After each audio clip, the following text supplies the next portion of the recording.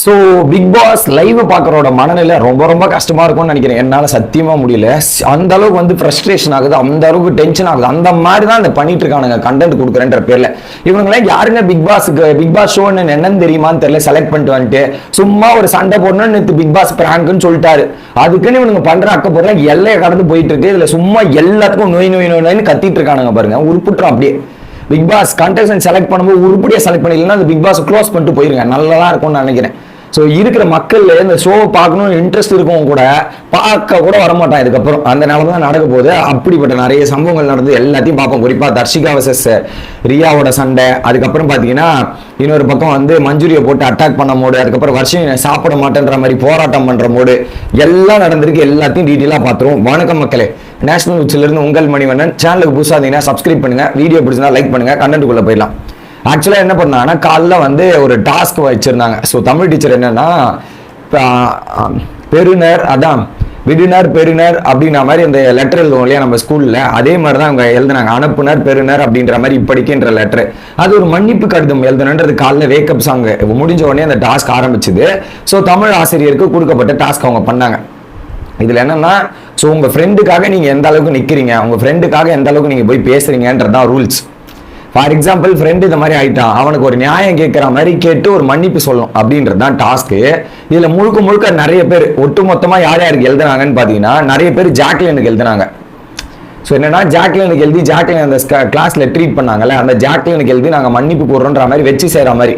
இதில் ஆக்சுவலாக வந்து முத்துக்குமார் தான் இதில் டைலாக் சொன்னார். என்ன சொன்னார்னா, டேய் லெட்டர் எழுதி வச்சு கிழிச்சு விட்ருவோம், இப்படி தான் வச்சு கிழிச்சு விட்ருவோம் அப்படின்ற மாதிரி லெட்ரு எழுத சொல்லிட்டு எல்லாம் வன்மத்தை கொக்கிட்டானுங்க எல்லாம். இதுல எப்படின்னா, இவங்களை பொறுத்தவரை எப்படி தெரியுமா, அவங்க டாஸ்க் கொடுத்து வன்மத்தை கொட்டினா அது டாஸ்க். இதே மற்றவங்க அதை டாஸ்க பண்ணா அது வந்து பாத்தியா ஓவரா பண்றாங்கன்றதுதான் பாயிண்ட். ஏன்னா அவங்களுக்கு வந்தா டாஸ்க்கு, மற்றவங்களுக்கு தான் வேற மாதிரி பிஹேவியர். இதுல என்ன பண்ணிட்டாங்க, முக்கால்வாசி பேர் பிரின்சிபலுக்கு 1 2 3 4 5 6 கிட்டத்தட்ட 14 லெட்டர், ஒரு 7-8 லெட்டர் வந்து பிரின்சிபலை நோக்கி, பிரின்சிபல் வைஸ் பிரின்சிபலை நோக்கி எழுதுனது. அல்லது ஒரு சில லெட்டர் எல்லாம் படிச்சோன்னு வச்சுங்களேன், எல்லாமே படிக்க வேண்டாம், அது நமக்கு தான் இரிட்டேஷனும். அதுல குறிப்பா யார் தெரியுமா, தீபக் எத்தனை லெட்டர் கேளுங்க. ஸோ அவர் வந்து 2 டேஸ் வந்து கூச்சலும் குழப்பமா இந்த ஸ்கூல் இருக்கு. அதுலயும் குறிப்பா வந்து மன்னிப்பு கேட்கறேன் அப்படின்ற மாதிரி வந்துட்டு மன்னிப்பு கேட்கறது இல்ல. ஸோ அவங்க சொல்ற தப்புகள் எல்லாமே சரியா பயன்படுத்தல, சொல்ற தப்புகள்லாம் சரி செய்யல பிரின்சிபல். நான் போய் நிறைய தப்புகள் கொடுத்தாலும் இது.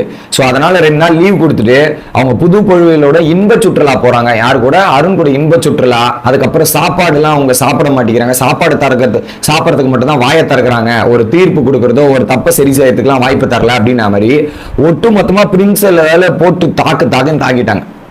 பிரின்சிபல் வந்து அந்த சைக்கிள் ஜோடியா ஓட்டுனதுல இருந்து அவங்க தப்பை சரி பண்ண மாட்டேங்கிறாங்க, அதே மாதிரி ஸ்டூடெண்ட்டை கேர் பண்ண மாட்டேங்கிறாங்க, அதுக்கப்புறம் பாத்தீங்கன்னா அவங்க ஒழுங்கா இருக்க மாட்டேங்கிறாங்க அப்படின்ற மாதிரி ஒரு பக்கம் பிரின்சிபலை போட்டு செய்ன்னு செஞ்சுட்டாங்க. ஓகே, அந்த லெட்டர்ல பிரின்சிபலை செஞ்சு விட்டாங்க, வைஸ் பிரின்சிபலும் செஞ்சுட்டாங்க. இந்த லெட்டர் படிச்சு முடிச்ச உடனே என்ன ஆயிடுச்சு, ஒரு பக்கம் பிரின்சிபல் அப்செட் ஆயிடுச்சு. ஏன்னா அந்த லெட்டரை ஒட்டு மொத்தமா அவங்கள போட்டு அடிச்சதால பிரின்சிபல் அப்செட். இதுக்கு நடுவுல ஒரு லெட்டர்ல வந்து தங்கமே என் செல்லமே அப்படின்ற மாதிரி ஒரு லெட்டர் தர்ஷிகா எழுதினாங்க. யாருக்கு, விஷாலுக்கு லவ் பண்றேன் அப்படின்ற மாதிரிலாம் ஒரு லெட்டர் எழுதினதுக்கு அப்புறம் அந்த லவ் வந்து மன்னிப்பு கேட்கிற லெட்டர் தான். ஆனா இவங்க எழுதின லெட்டர் வந்து லவ் மாதிரி லெட்டர் எழுதிட்டாங்க. ஓகே, அந்த இடத்துல என்ன பண்ணிட்டாங்க, மஞ்சுரி வந்து இந்த மாதிரிலாம் எழுதக்கூடாது, என்ன பண்றீங்க அப்படின்ற மாதிரி கேட்டாங்க.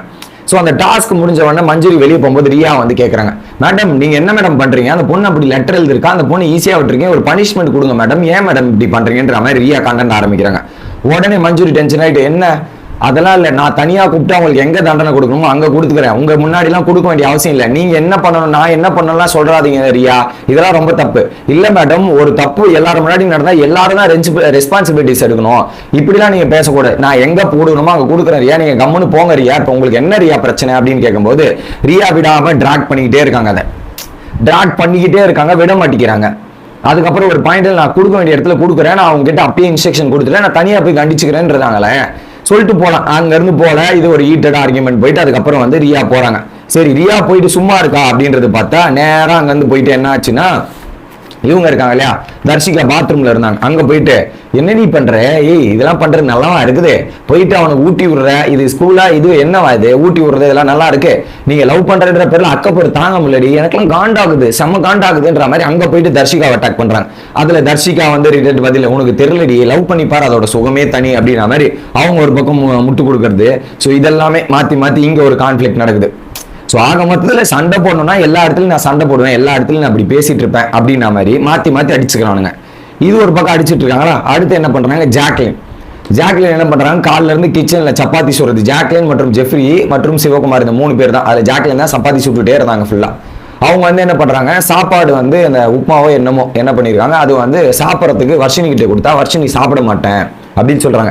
ஏன் மேடம் சாப்பிடுங்க மேடம், நீங்கள் இருந்தால் தான் நல்லா இருக்கும், சாப்பிடாம ஏன் இருக்கீங்கன்னும் போது, நேற்று நீங்கள் உங்கள் மேலே நிறைய குற்றச்சாட்டுகள் இருந்தது, இன்னைக்கு எல்லா குற்றச்சாட்டுலையும் சரி பண்ணிட்டு நீங்கள் எல்லாத்துலேயுமே கரெக்டாக இருந்திருக்கீங்க, சாப்பிடுங்கன்ற மாதிரி ஜாக்லின் பேசுகிறாங்க. இல்லை என்னால் சாப்பிட முடியாது, என்னால் இருக்க முடியாதுன்ற மாதிரி சொல்கிறாங்க. ஜாக்லின் ரெக்வஸ்ட் பண்ணுறாங்க, நேற்று நடந்து முடிஞ்சு போச்சு இன்னைக்கு சாப்பிடுங்கன்னும் போது முடியாதுன்ற மாதிரி அவங்க டிக்ளைன் பண்ணிடுறாங்க. ஒரு பாயிண்ட்டுக்கு மேலே நீங்கள் சாப்பிட்டாவே நாங்கள் எல்லாரும் சாப்பிடுன்ற மாதிரி சிவகுமார் ஜாக்லின்லாம் பேசினதுக்கப்புறம் ஒரே ஒரு ஸ்பூன் எடுத்து வாயில் வைக்கிற மாதிரி ஒரே ஒரு துண்டை எடுத்து வாயில் வச்சிட்டாங்க அந்த உப்புமாவை. சாப்பிட்டுட்டு அதுக்கப்புறம் நீங்கள் எடுத்துட்டு போயிட்டு இதுக்கப்புறம் நான் சாப்பிட மாட்டேன், நீங்கள் சாப்பிட்டா சாப்பிடுங்க எனக்கு தெரியாதுன்ற மாதிரி கோச்சிட்டு வந்துட்டாங்க. அருண் வந்து அந்த இடத்துல கன்சல்ட் பண்றாரு. என்ன கன்சல்ட் பண்றாருன்னா, நமக்கு கொடுக்கப்பட்ட டாஸ்க்குங்க இது, அவங்க கொடுக்கப்பட்ட டாஸ்க் அவங்க பண்ணாங்க, நீ இதை நினைச்சலாம் ஃபீல் பண்ண வேண்டாம், சாப்பிட்றது. அவங்க ஆக்சுவலாக வந்து சாப்பாடு குறி வச்சு பேசினது அவங்களுக்கு ஹர்ட் ஆயிடுச்சு. சாப்பாடு எந்த ஒரு விஷயங்களும் சாப்பிட்றதுக்கு மட்டும் வாயை திறக்கிறா இந்த மாதிரி வார்த்தைகள்லாம் இருக்குல்ல, அது அவங்களுக்கு ரொம்பவே ஹர்ட் ஆயிடுச்சு வர்ஷினி. அதை அப்படியே வந்து சைலண்டாக உட்காந்துருக்காங்க. அருண் வந்து கன்சல்ட் பண்ணும்போது ஃபீல் பண்ணாதீங்க, அவங்க சொல்றதால நீங்க ஆயிர மாட்டீங்க, வெளியே மக்கள் பார்த்துட்டு இருக்காங்க, மக்கள் உங்களை பார்த்து என்ன நினைக்கிறாங்க, மக்கள் உங்களை என்ன மாதிரி திங்க் பண்றாங்க, அதுதான் மெயின் மேட்ரு, இதெல்லாம் நீங்க கவலையப்படாதீங்க, விட்டுருங்க, பிரச்சனை கிடையாது அப்படின்ற மாதிரி சொல்லி அங்க புரிய வச்சுட்டு இருக்காரு. புரிய வச்சுட்டு இருக்க டைம்ல என்ன பண்றாங்க, இப்போ டீச்சர் சாப்பிடல, பிரின்சிபல் சாப்பிடலன்றது ஸ்டூடெண்ட்ஸ்க்கு தெரியுது. ஸ்டூடெண்ட்ஸ்க்கு தெரிஞ்சதுக்கு அப்புறம் அந்த ரியா மற்றும் ரியா, சௌந்தர்யா, ராயன்லாம் போயிட்டு என்ன பண்ணலாம், பேசாம நம்ம உண்மையை சொல்லிடுவோமா, இதெல்லாம் பண்ணிடலாமா அப்படின்ற மாதிரி ஒரு விஷயத்தை கேட்கறாங்க. ஏன்னா சாப்பிடாம இருக்கிறாங்களே, நம்மளா டீச்சர் சாப்பிடாம இருக்காங்களே அப்படின்ற மாதிரி டிஸ்கஷன் பண்றாங்க. ஒரு பாயிண்ட்டுக்குள்ள உண்மை சொல்ல வேணா, நம்ம லெட்டர் தெரியாம எழுதிட்டோம் மேடம், லெட்டர் இந்த மாதிரி இதுவாயிருச்சு அப்படின்ற மாதிரி சாரி கேட்போம், போயிட்டு சாரி கேட்டு அவங்கள சாப்பிட்றதுக்கான முயற்சி பண்ணுவோம், சாப்பிட்றதுக்கான வேலைகள் எல்லாம் பண்ணுவோம் அப்படின்ற விஷயத்த பிளான் பண்றாங்க. அதுக்கப்புறம் பார்த்தீங்கன்னா முத்துக்குமார் கிட்ட சாரி கேட்டுடலாம் அப்படின்ற மாதிரி போயிட்டு வர்ஷினி கிட்ட எல்லாருமே சாரி கேட்குறாங்க. மேடம் நாங்கள் சொன்னது தப்பு தான், நாங்கள் லெட்டராக எழுதிட்டோம், அதை வந்து பார்த்தீங்கன்னா நீங்கள் அட்ஜஸ்ட் பண்ணிக்கங்க, ஆனால் நீங்கள் காலைல எவ்வளோ உழைக்கிறீங்கன்னு எங்களுக்கு தெரியும், காலைல ஒரு 3 மணிக்கு இல்லை சீக்கிரமாக எழுந்து அந்த வேலைகள்லாம் பார்க்கறது இது எல்லாமே பண்ணுறது எல்லாமே சூப்பராக பண்ணுறீங்க, சாரி மன்னித்துருங்க மேடம், சாப்பிடாமலாம் இருக்காதீங்க, போய் சாப்பிடுங்கன்ற மாதிரி அங்கே அந்த ஸ்டூடெண்ட்ஸ் எல்லாருமே வந்து வர்ஷினிக்கு ரெக்வஸ்ட் பண்ணுறாங்க. அதுக்கப்புறம் அருண் சாப்பாடு எடுத்துன்னு வந்து கொடுத்து சாப்பாடு முயற்சிகள், சாப்பிட்றதுக்கான வேலைகள் ஒரு பக்கம் நடந்துட்டு இருக்கு. இது ஒரு பக்கம் நடக்குது. இன்னொரு பக்கம் அன்அஃபிஷியல்ல ராணுவோட ட்ரெண்ட் எங்க தெரியுமா மாறிடுச்சு, கம்ப்ளீட்டா டாமினேட் ஆயிட்டு வேற லெவல். பாட்டம் 5ல இருந்த ராணுவ டப்புன்னு மேலே ஏறி ஒரு மிகப்பெரிய மாற்றத்தை நடத்திட்டார். 2 நாள் தானே, 2 ப்ரோமோல வந்தாரு, ஒட்டுமொத்த சினாரியோமே மாறி போச்சு. பாட்டம் 5ல இருந்த ராணுவ டப்புன்னு ஏறி இப்ப டாப் 2க்கு வர போறாரு. ஜெஃப்ரியை கீழே தள்ளிட்டு ஜெஃப்ரிக்கு மேல போக போறாரு. ஜாக்லின் கடந்துட்டார், தீபக்கா கடந்துட்டார், அதுக்கு மேல இப்ப ஜெஃப்ரிக்கு அடுத்தபடியா ஜெஃப்ரிக்கு மேல போயிடுவார் இன்னைக்குள்ள. ஸோ வேற லெவல் சார். இந்த அளவுக்கு ஒரு மிகப்பெரிய மாற்றம் நடந்து நான் பார்க்கல, அது எப்படின்னு தெரியல. 2 ப்ரோமோ அப்படியே கம்ப்ளீட் சினாரியோ மாதிரி மேல வந்து உட்கார்ந்துட்டு இருக்கார். ஸோ இதை பத்தி நீங்க என்ன நினைக்கிறீங்க அப்படின்றத கமெண்ட் பண்ணுங்க. அடுத்த வீடியோல வந்து சந்திக்கிறேன். பாய் மக்களே.